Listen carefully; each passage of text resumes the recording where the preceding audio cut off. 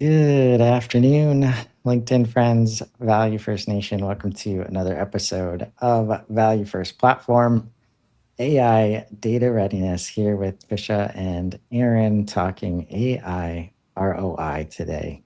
How are you doing? Doing good. AIROI, that just rolls off your tongue, doesn't it? For I real? know.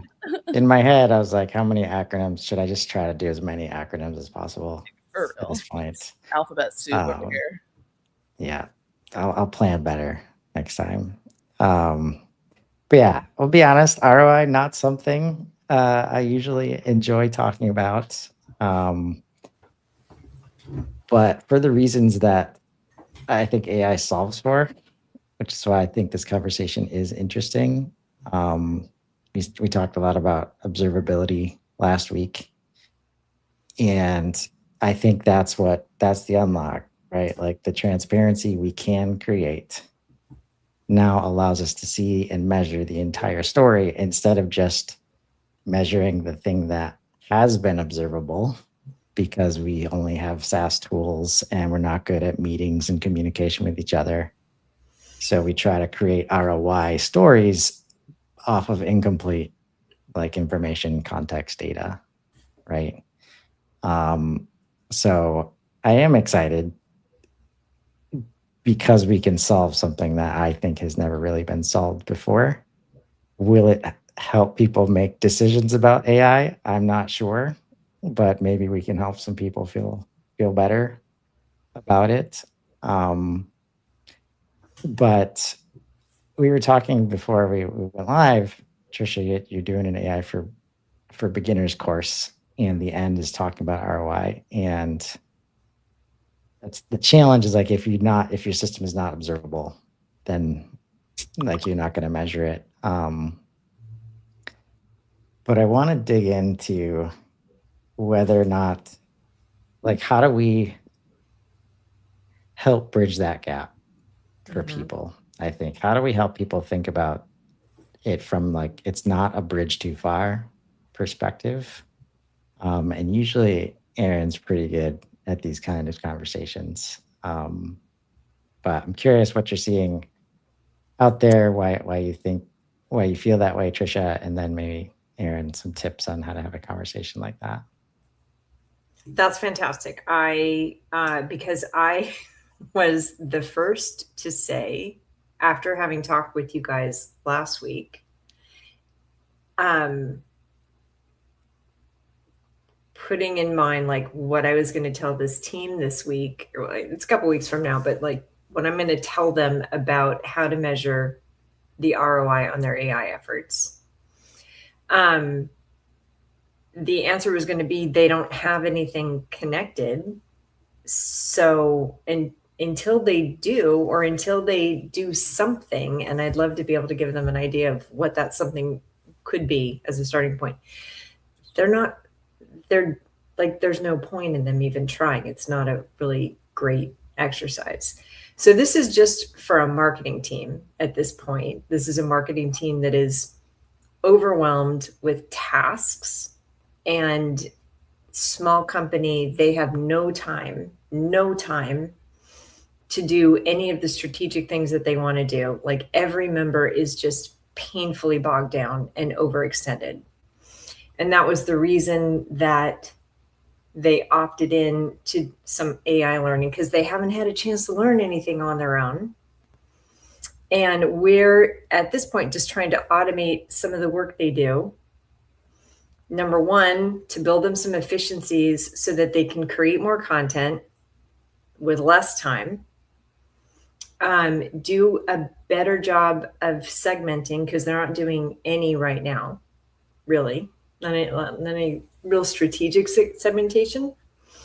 Um, so we're like, what I'm hoping is that the the results of their efforts will improve because they're going to be more personalized in what they're saying. They're going to be creating content that they don't have now. And they're going to be able to produce more than they're producing now with less effort. But how do you go about Right, for sure. And they don't they're not using any kind of time tracking software or anything. Mm-hmm. So how would you go about that? I think especially as it pertains to content creation, you can do like a time to live or like time to first draft or some kind of time boxed metric where you're showing how much more quickly they can create content. And then like a total content volume over a period of time compared to the previous period, I think would give you some good numbers. As far as some of the other pieces, what are they using for AI? Is it like Claude or ChatGPT? Or they're going to be using Breeze and then free ChatGPT, free Claude. Okay, got it. One thing that I have been kind of thinking about doing, because I have something similar in my setup where I have like a session start hook in just an MCP for my operating system. So it has a session start and a session stop. And when it does the session start, it basically creates a data point. Mine goes to Supabase. So any kind of database you can put stuff in. So when they start the conversation, it should automatically kick off the session start, store a timestamp, and the client that they're working on or the thing that they're working on, and then have a session end where it marks that time and kind of saves it to your database. So now you have at least some conversation data where you can say, like, this is how long I talked to the AI about this thing, and we were working on client X. And so now we can start to say, like, well, did client X, buy more business from you, or whatever that that value is that you're adding. So if it's in the sales process or this is a marketing team though, so I guess it would be like content specific. And then the segments I think could be just success rates, just kind of A/B test, like this bucket got non-personal or non-AI personalized materials versus the AI, and then have those metrics to compare. Yeah, so I think a lot of it is not going to be strictly to a dollar amount until some of the like downstream effects happen where like you start to see leads coming in from that content or especially with a marketing team. I feel like you're going to have some leading indicators like the content velocity and things like that, and then your lagging indicators are going to be new business from AI generated materials. I like those ideas. If they're using Breeze, are you still able to do send a timestamp to anywhere? Chris, can you plug in an MCP to Breeze? I mean, you could, but let's not get crazy. How do we measure things before we had software everywhere? Fair. I think especially with a marketing team, velocity, volume, time spent on, like, you could identify like a bucket of your most valuable things that marketers contribute to. So whether that's like new like lead gen ideas or whatever, like figure out what activities lead to the most value, and then kind of track against that to where your North Star is like people doing more of this thing. So if you can take these other things off their plate and say, well, now they're spending 30% more time on those more valuable tasks, that can also be really impactful. Right. And it's like very quickly the thing that we're not supposed to do or that we've been told, like, you have to get to like an output understanding to make this make sense. But are you creating the right output and saving the time in the right spots on the right things?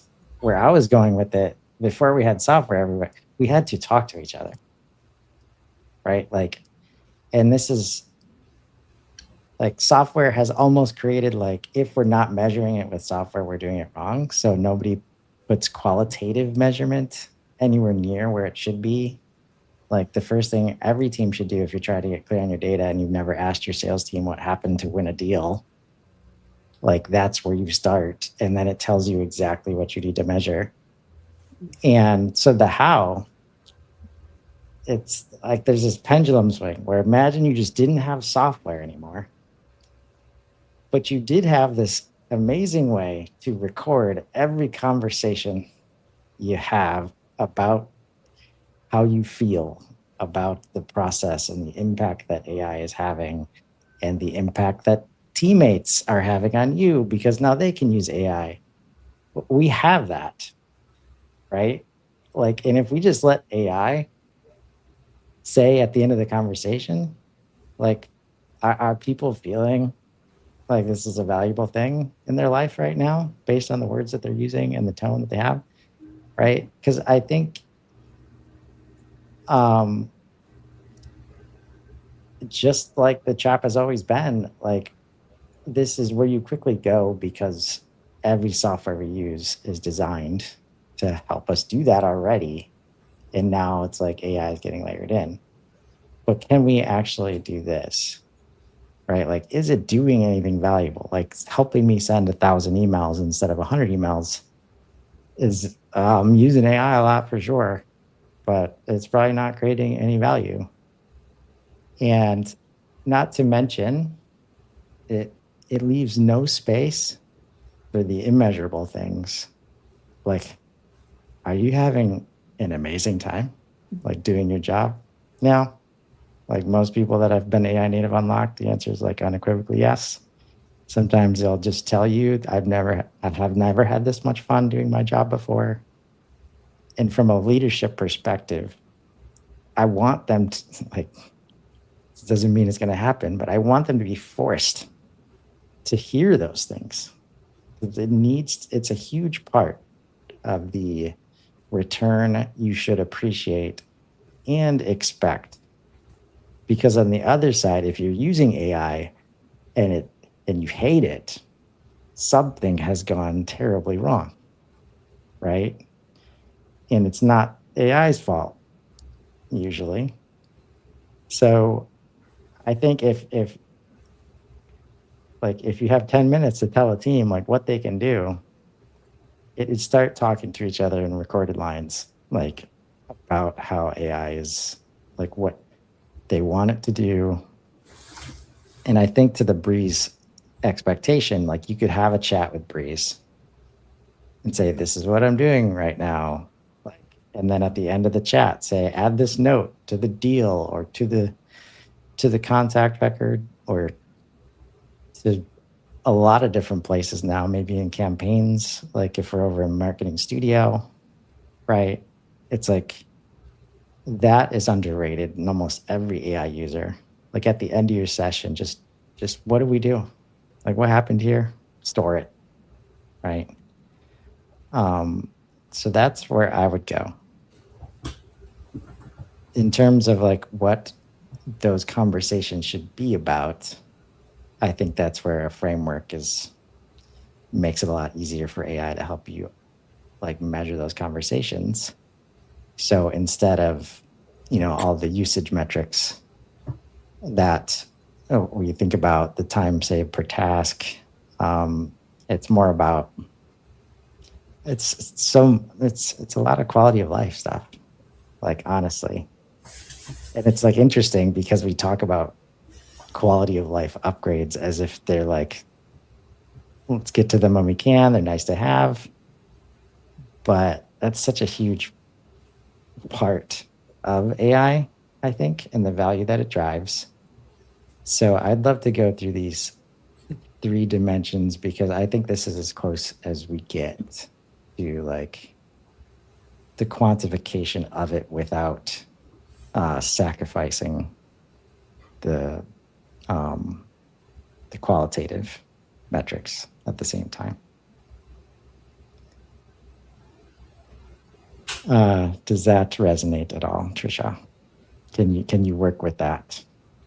Can we see what the 3 dimensions are before we dive into each one? Sure. So we got revenue, influenced, protected, and capability built. Okay. Right. The hardest to measure and the most valuable. Let's go in order. Okay.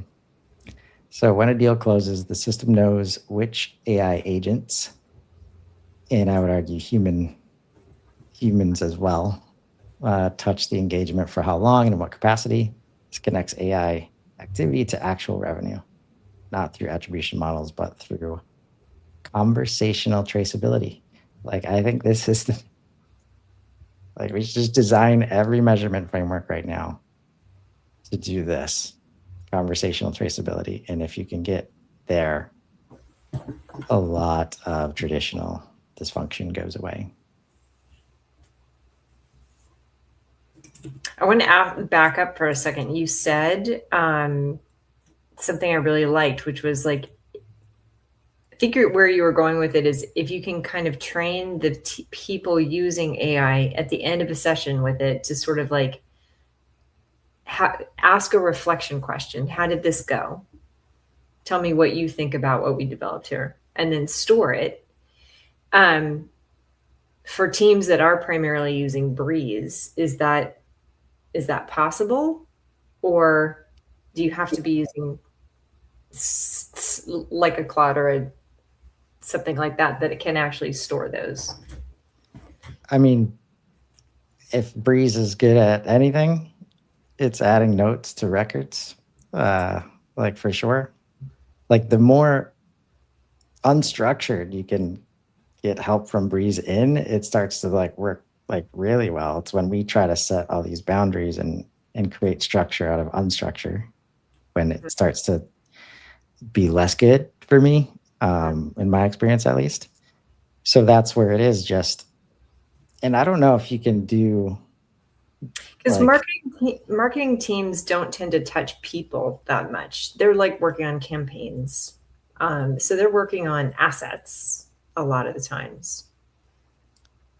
right. So like now the campaign and marketing events are like real records in HubSpot now, right? So I've never suggested this before right now, but if you can put a note on those records, that's probably the place where you want to do it. Because I think the key is like, can we look back after a week, at the end of the campaign, at the month, quarter, whatever, and just have that information somewhere so we have a chance like to consider it. If we don't, then all we have is the structured data, right? So I think where there's a way there, and that's where that might be the goal, that 10 minutes. Like, if you're going to use Breeze to get help with copywriting or any of the multitude of things you could use it for, just at the end, and there might be a way to template. Like, I know there's a way to template prompts. I just don't with custom assistants or Breeze Assistant. I'm just not sure if you can do them at the end of the conversation. But you could use you could create a custom assistant that gets annoying towards the end of the conversation. Like, are you ready for me to make a note? Are you ready for me to make a note? Like, I mean, Claude does that to me all the time. And I know he's like, must be using a lot of tokens this session. Like, it's like 6 p.m. It's like, have a good night. I'm like, oh, we're not done yet, man. Like, good try. Yeah, I think that's a good habit for any user using AI for anything. Like, it's the quickest path to documentation that you can actually start to just make sense. Just try to make sense of what's happening, I think, in most cases.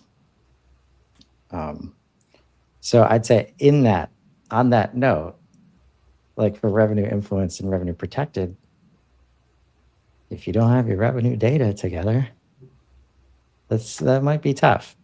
But that last bucket, capability built, marketing doesn't need anybody else to like show some value in that bucket, right? But maybe we should assume, or we can make an assumption in this case that the revenue data is good enough. Curious, Erin, for your take, like if these things on the screen, like let's going through what this looks like. Do these things make sense? For sure. And I love the just adding a note. Like it's such a like elegant solution to this with Breeze, because I was having the same thought of like how it would be even nicer if it could be like an object that you could report on, but that's leaning more towards the quantitative data that we don't necessarily want to lean on as heavily. But yeah, I think knowing what you're spending your AI efforts on, like which types of tasks. Like I think what I would probably do in this case with the marketing team would be break down the daily tasks into buckets where you have some that are value creating, some that are just time sucks, and everything is kind of focused on this. And then kind of use the distribution across those tasks as a baseline. And then as you add in AI, not only are you going to see where you're doing less things, but where you're adding new tasks, where that capability built thing comes in. So for a marketing team specifically, maybe they're doing a lot less, campaign personalization on like a per contact basis.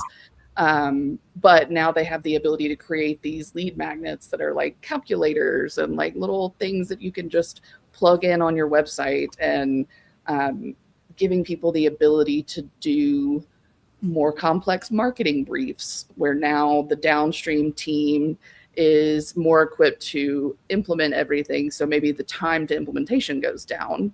I think really, if you start with how your people are spending their day as a baseline, I think the ROI becomes kind of an emergent property out of that, where like you're starting to see shifts that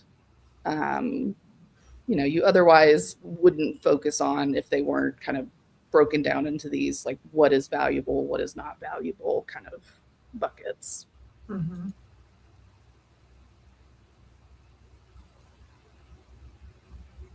Yeah, and I see that with a lot of companies, especially when the teams get overwhelmed, is just like I used to recommend to different people on my team. I'm like, take a work vacation, because you have these critical, important things and you can never get them done. So put your whole calendar as if you're out of office this entire week. Don't take a single meeting. You're working, but you're not here, and get the thing done. Mm-hmm. Like there's nothing like being able to just create some time and space for people to like think creatively. So there's a lot of value in just clawing back some time for them. For sure. And this company also, they're going to be getting content remix, which means that they're going to be able to produce a lot more content. Like they've never really been able to produce video at scale. There's probably an opportunity for them to do a lot more video now. For sure. which we know should probably do a lot for them because video is just a lot more engaging than text on a page. Right. When executed well. When Yeah. executed well. Yeah. How do we prevent just AI slop land? Like, because that's the risk of like focusing on. I don't like the conversation of outcomes and outputs anymore, especially in a marketing context. Like when you've got to start showing up every day or way more often doing brand new things than you used to do before, like getting to the consistency of doing something every day or multiple times a week that you weren't doing before, that's a win. Like teams need to see that as a win. But doing it in a way where you can observe what's happening at the same time so that you can know, oh, this one didn't hit because we did a terrible job like with it, not because video is not the right thing to be doing, right?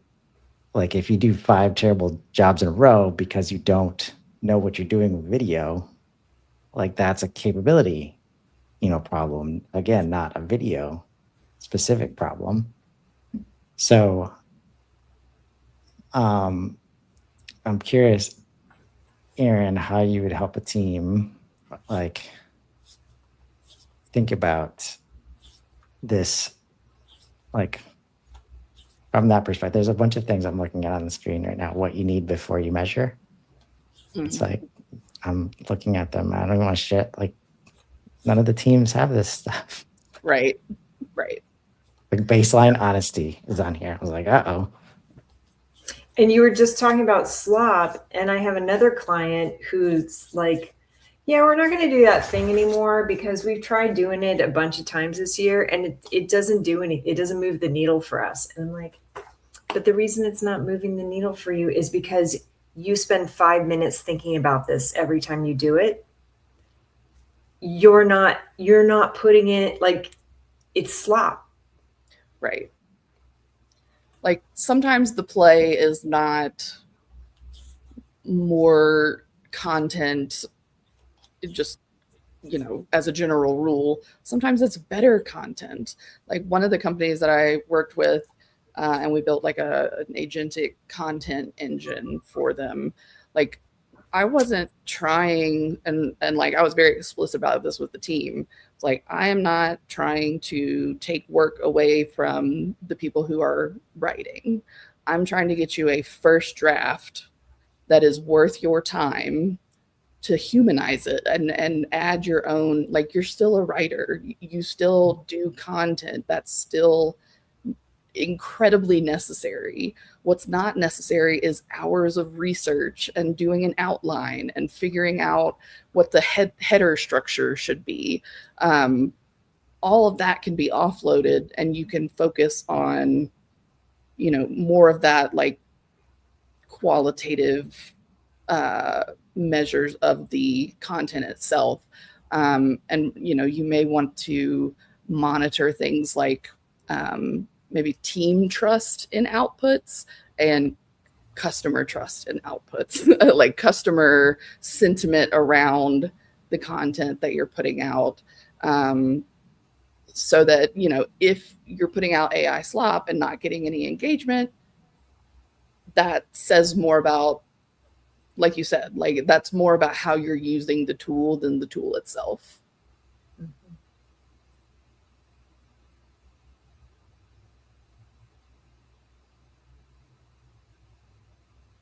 Chris is thinking hard. I know. I'm looking at Chris. Yeah.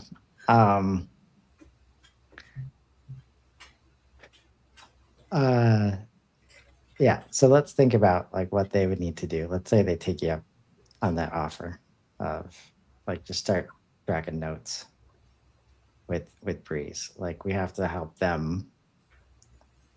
And there also has to be like a safety. This is where like the culture of the organization starts to come into play. Like, do they feel safe putting a note on a record that other people like might see and might draw in questions? Like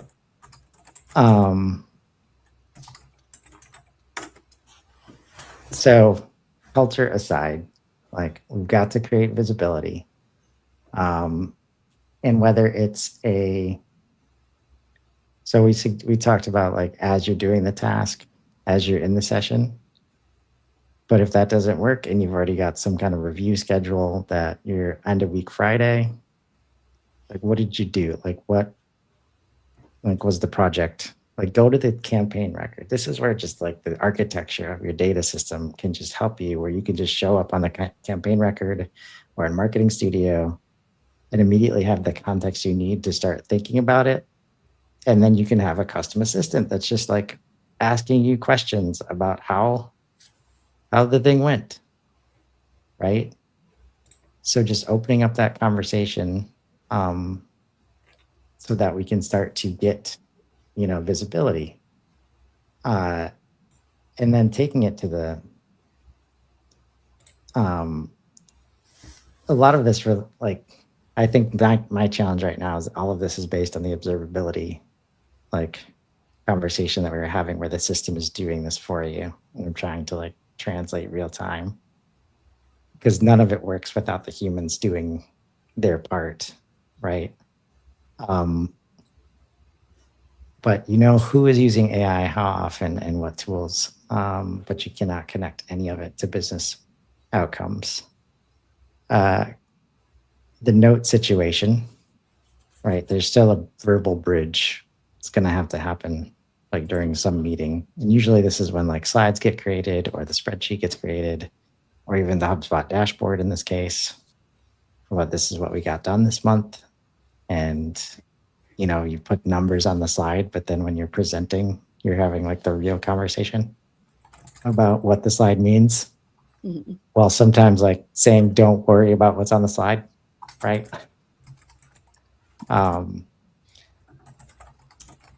So yeah, I think I need some help walking through these steps in a meaningful way.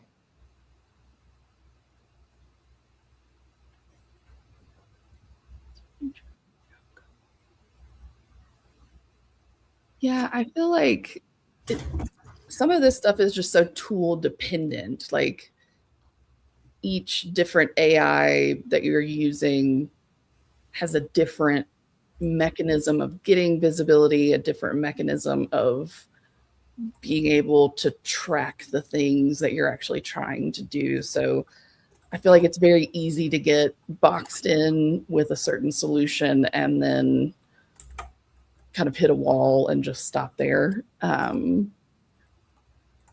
So yeah, I think once you get even just a baseline of who's using it, how are they using it, and for what outcome, like what are you trying to achieve in this conversation, even if it's self-reported, honestly. Like I know that Trisha, you said they're not tracking time or anything, but if your team is tracking time, having them put in their time tracking, I used AI for XYZ, can also kind of help. And it doesn't rely on the tool. It does rely on humans remembering to track their time, which I personally am terrible at. So I'm not saying this is going to work across the board, but yeah, I think kind of to your point earlier, Chris, about having more conversations around what the team is doing can also be helpful, and having those kind of working sessions where it's like, what did you do with AI this week? What did you do? And like that cross pollination of ideas kind of can both give you insights into this kind of data that we're trying to collect, and at the same time kind of spur new uses and more uses. So I think that's a good place to start if you have nothing else. Mm-hmm. I think also you could, if there's, to your point, if there's a thing that's important, for this team, it's like, well, how much of my week, day is being spent on something strategic versus just tactical? Like I'm just checking off a list of shit I got to do before I can get to the real stuff. Just bringing their awareness to, how much time this week did you spend on the stuff that's your highest priority or highest goal? And can you tell over time whether you're finding more time? Are you able to find more time to work on that? Like, that's the kind of thing where everybody agrees that's where you should be investing your time in any way to allow that team to have more of that time and less of the junk time. If everybody already agrees it's a win, and then you can see that you are increasing that time, everybody's going to be sold on that. Yeah. I do think there's still some traps there in terms of like, especially as you're learning to use AI. You don't go faster with almost anything that you do because you're having so much back and forth than if you would have just like done it yourself the first time, Yes. And so that's where, and again, the culture needs to allow for this, but it does work when you let it go to this this space of like when people ask me why I do so much content and how I can fit in the clients, it's because I enjoy, what I'm doing. And now I doubly enjoy it because all the stuff I used to sacrifice to do this isn't getting sacrificed, like the documentation and the project management and all these things that I would be stressed about the entire day. So I might be doing something I want to be doing and getting stuff done, but I'm stressed all day. Now, sometimes AI offers it up for me, but like, what's the energy level at the end of the day? How do you feel about the day, right? The day you just had, right? If it was I think there's a big correlation between like the more conversational your day was, like whether it was with AI or humans, the more likely you are to have like a healthier kind of energy, let's say. And like some of this is in the framing and like such a point of view perspective where how you frame it matters like so much, because this stuff here, like baseline honesty and conversational infrastructure, again, you take the software out, right? This is a daily stand up, right? And this is that meeting that you can't get sales to show up for like a 30-minute training session, but they will tell you for an hour and a half how awful the last thing marketing did was, or the last show. They will rant for a long time because it's important to them, not because other reasons, but because usually people care and they want it to get better. But this ends up being the only outlet where they can just share what's on their mind and like help themselves release like of the stress of the or anxiety of the day. We can capture all those moments now and like start to take action on them instead of, find ourselves having that same conversation every week. So the baseline honesty is there. It just doesn't usually show up in the systems because we're not putting it there, or we can't put it there. Like I'll never forget the first time I brought a sales team onto Sales Navigator, and I had to explain to a 30-year sales vet who was amazing at his job, like one of the best persons I've met in my life. And he asked the question, so when I connect with somebody on LinkedIn and they connect and say hello, what do I say? And I'm like, the same thing you'd say if you just knocked on their door and they opened the door. right? But because it's a completely different like environment and space, it's like, oh, I don't know what to put in this box because it's not a conversation in my mind that I'm used to. So that's where we can let the conversations happen wherever they need to happen now, and then bring it into the system now, even in an unstructured way, to where whenever we do bring it up again about how people are feeling, again, you need the framing, you need to decide what your company cares about, what your team cares about for AI to make sense of it in a lot of cases, which is where unified customer views and value path and these kinds of things help with that dramatically. But I think like for teams that aren't using it at all, you have to find those moments of what are you doing already that we just move it over here, or we just activate the AI button. And now all of a sudden you don't have to change your behavior very much. You just have to put it in a certain spot. Mm-hmm. Right. And I didn't think about this, but maybe I'm sure that goes into some of the will to make a campaign record like a real object and associate to all the things, right? A marketing event record is now, a real object where you can do all this stuff. Now the marketing has an infrastructure where they can do things like this inside of the system, right?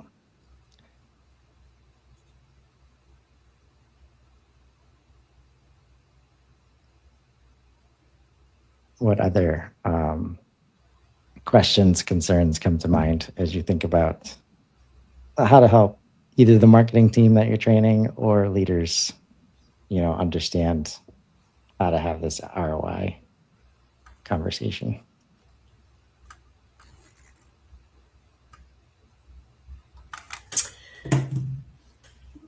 I don't know how I answered that question. The takeaways that were helpful from earlier in our discussion that I felt I could really do something with is things like if they have a goal to be able to create more of a specific type of content, they're not creating it all. Most companies have some sort of metrics on how much they're creating. Like they have a content calendar. They can like figure out how many new blog posts, social posts, whatever they're creating. So if there's a new type of thing they're trying to do, or they're trying to do more of a specific kind of thing, or they're trying to do a better job of a specific kind of a thing, like by segmenting it more instead of just a blast, whatever. They don't have to like cook the whole ocean. They can go pick out the things that they think are the biggest value drivers and just put some intention around figuring out time spent and outputs, and just kind of like begin to track that over time and see if things shift. Mm-hmm. So in practical terms, that was one takeaway from our conversation today that I think does make it achievable for them. You absolutely can add notes from Breeze onto campaign records. Nice. I personally have never used campaigns on HubSpot. I have never found them very useful, but maybe this is the reason to begin using them. And then I also looked on landing pages and website pages, and there's no note thing there. However, you can add a note to a task which can be associated to the landing pages. Mm-hmm. So I still don't know what to do with that, but I think that's very interesting. Mm-hmm. Mm-hmm. Yeah. No, the campaigns thing is only a week and a half or 2 weeks old as far as it becoming a real object in the CRM. And I think over time, Breeze is going to get better and better at seeing even comments. So the landing pages, website pages, a lot of the marketing area has these commentable places to where you can tag each other and have a conversation. It always gets to can we create visibility over the conversations that we're having first. Mm-hmm. And then, again, work with AI to start figuring out what reporting might look like based on the conversations that are being had. Right. So last thing I want to show, like, so efficiency, like this conversation, I see these two, because don't, like, if you're going to talk to Breeze, I mean, I would argue, like, you just talk and maybe you do some of the stuff in the beginning and it'll start to show you like why it's probably not driving the value, right? But these two things over here, so like from a marketing perspective, requirements quality eliminated a category of build failures. The inability of teams to communicate with each other to like get the output that you want, right? Like getting to like versions 11, 12, 13 of like a one-page PDF, right? That's not okay. But we've got brand guidelines and we've got subject matter experts that need things spelled a certain way, no matter how the marketing says it looks. Like, gotta have all those zeros in there. It's significant digits. Sorry, we don't just get to cut them off because it doesn't look good. This is the kind of thing where AI, in both of these things, like the ability to help you communicate with each other, like should cut down on the number of revisions that you're having and the project work that you're doing. And again, if we're able to systematize it with those notes, right, or with these comments, and then you can tag your subject matter experts in or other people in, like, come and look at it. So we're not going to get confused by the conversation that we would have had otherwise and then misremember. It's all here, right? And then hopefully, the team can then ask Breeze like about that note or about that, comment. And so I think there's a huge opportunity there. And those are the moments where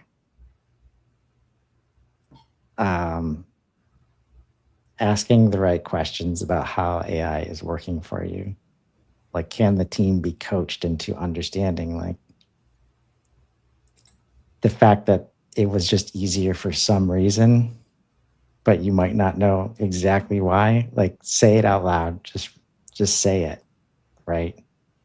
Because we can figure it out. We can look back. AI can help look back at the trends. And if this particular part of the process gets easier just because you're not having to have as many meetings or, get to revisions 10, 11, 12, where everybody's just spent and they just want the project to be done. So, decisions get made based on that stuff. There's so much opportunity to,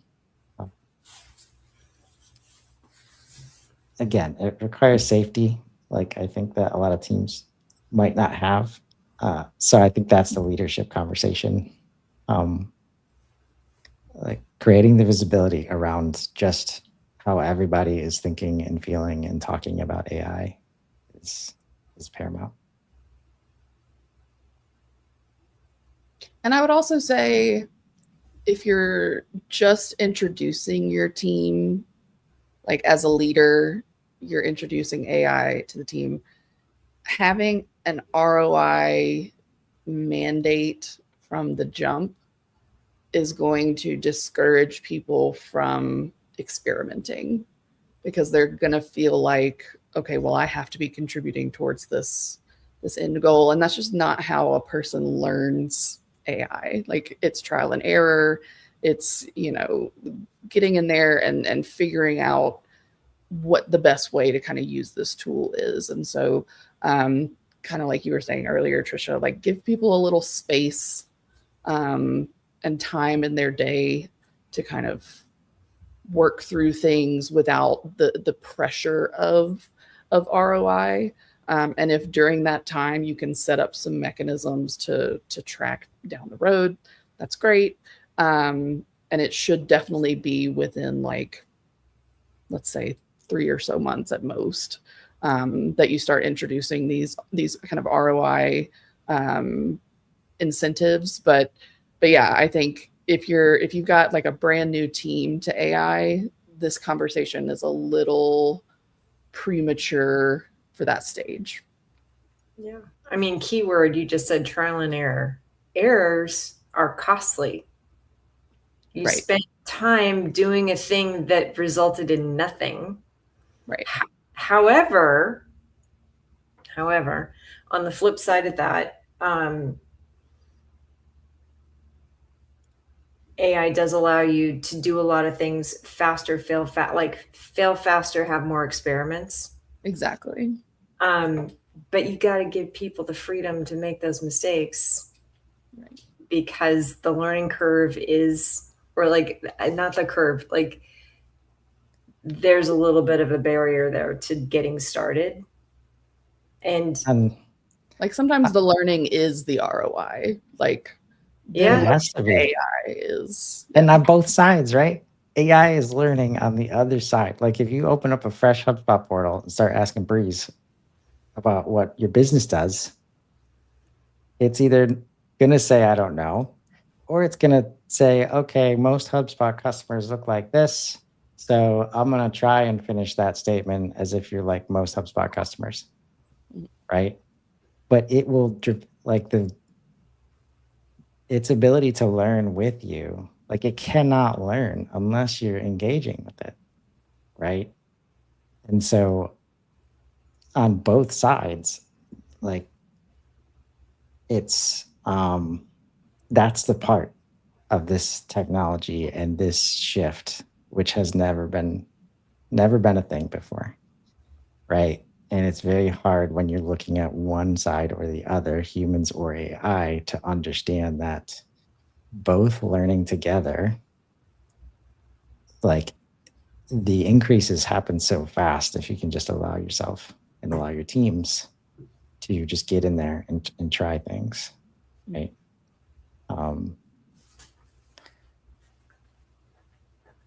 So I think we're here to help. If anybody's out there like feeling the urgency, you should be, by the way. But there's lots of opportunity to learn and just start trying things, start building things, and so much of it comes back to like how you would want to be communicated with, like as a human being. Like how do you going to work across teams?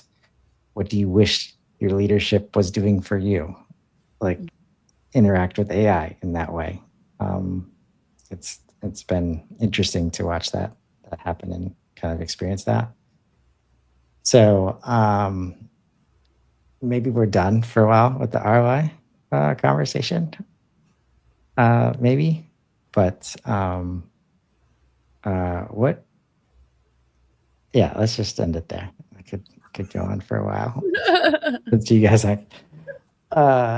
thank you so much for joining us for this conversation. Trisha, you know where to find us if you want help with that ROI conversation. Until next week. Thank you, Erin. Yeah, thanks so much for having me. All right. Have a great night, everybody.